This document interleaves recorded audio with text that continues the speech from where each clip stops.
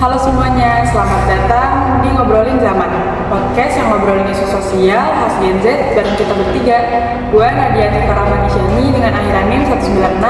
Gue Bakti Firmansyah, akhiran NIM 192. Dan gue Yazid Abdul Islami dengan akhiran NIM 212. Nah, hari ini kita bertiga akan ngebahas materi yang lagi dibahas nih sama kehidupan sehari-hari, yaitu miskomunikasi dalam pertemanan Gen Z.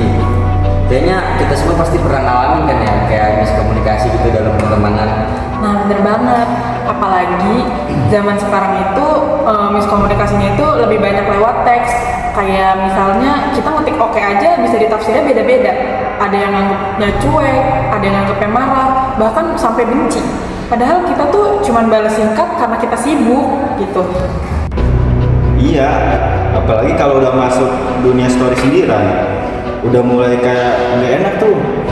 Gen Z sekarang kayak punya kode komunikasi sendiri di medsos.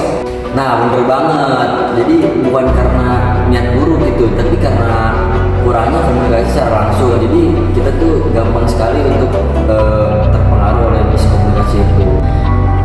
Nah, jadinya tuh kalau kita tarik ke teori, ada model komunikasi interaksional, di mana proses komunikasi itu dua arah, dari pengirim ke pesan, ke penerima, terus ke feedback. Tapi kalau lewat chat, feedback itu tuh sering banget yang namanya tuh tolak atau malah tuh kadang nggak ada. Nah, itu tuh bikin kita kayak nebak-nebak sendiri nih. Jadi itu kayak komunikasi yang penuh noise atau gangguan gitu. Jadi bisa karena tone tulisannya nggak jelas atau konteksnya hilang-hilangan.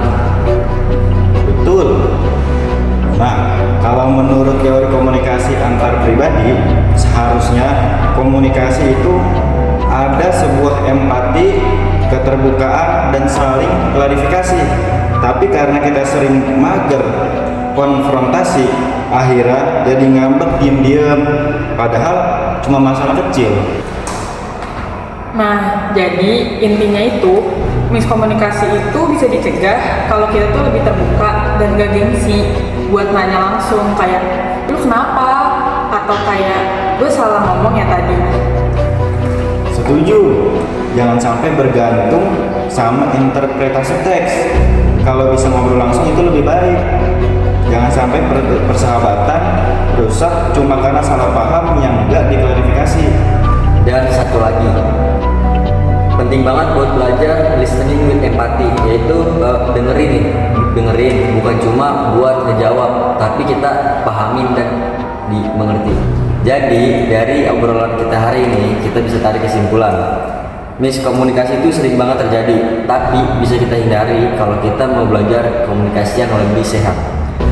Yuk kita jadi Gen Z yang gak cuma jago ngetik, tapi juga jago memahami dan menjaga pertemanan.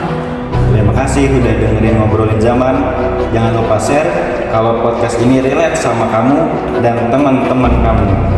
Sampai jumpa di episode selanjutnya.